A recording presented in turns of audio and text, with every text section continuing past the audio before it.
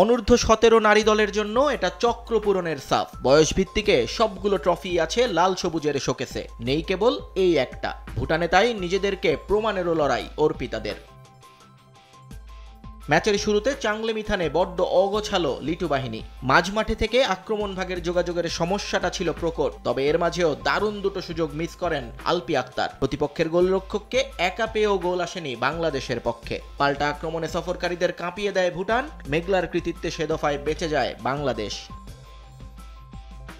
সময় যত গড়ায় গুছিয়ে ওঠার চেষ্টা চলতে থাকে বাংলাদেশের। এর মাঝে দুদলের মিসও চলে সমান তালে। 33 মিনিটে কর্নার থেকে গোলটা প্রায় হয়েই গিয়েছিল, কিন্তু গোল লাইন থেকে ভুটানকে রক্ষা করেন ডিফেন্ডাররা। এর মাঝে 35 মিনিটে বড়সড় এক ধাক্কা খায় বাংলাদেশ।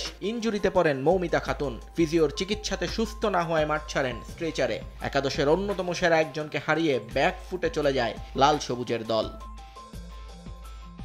তবে প্রথমার্ধ শেষ হওয়ার কয়েক সেকেন্ড আগে জ্বলে উঠে লিটু শিষ্যরা। মাঝমাঠের একটু উপর থেকে সতীর্থকে লং বল বাড়ান সুরভি আক্তার প্রীতি, কিন্তু প্রতিপক্ষের গোলকিপার কেলজাং ওয়াংমোর মিসজাজমেন্টের কারণে সেই বলটাই চলে যায় জালে। হেড করতে না পারলেও গোলের আনন্দে মাতেন আলপি থুয়েনুয়ে মারমারা।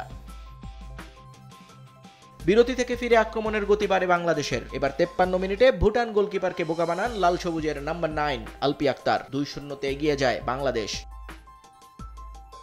57 মিনিটে আবারও ইনজুরি হানা দেয় লাল সবুজ শিবিরে। এবার ক্র্যাম্পের কারণে মাঠ ছাড়েন গোল স্কোরার সুরভি। সেই সুযোগটা পুরোপুরি কাজে লাগায় ভুটান। 60 মিনিটে স্বর্ণার ভুলে এক গোল শোধ করেন রিনজিন,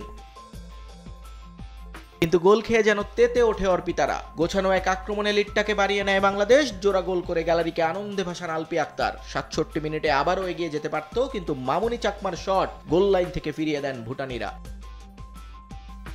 এরপর পুরোটা সময় গোল শোধের আপ্রাণ চেষ্টা করেছে ভুটান, তবে গোল পাওয়া হয়নি তাদের। শেষ পর্যন্ত 3-1 জয় নিয়ে মাঠ ছাড়ে বাংলাদেশ অনূর্ধ্ব-17 দল।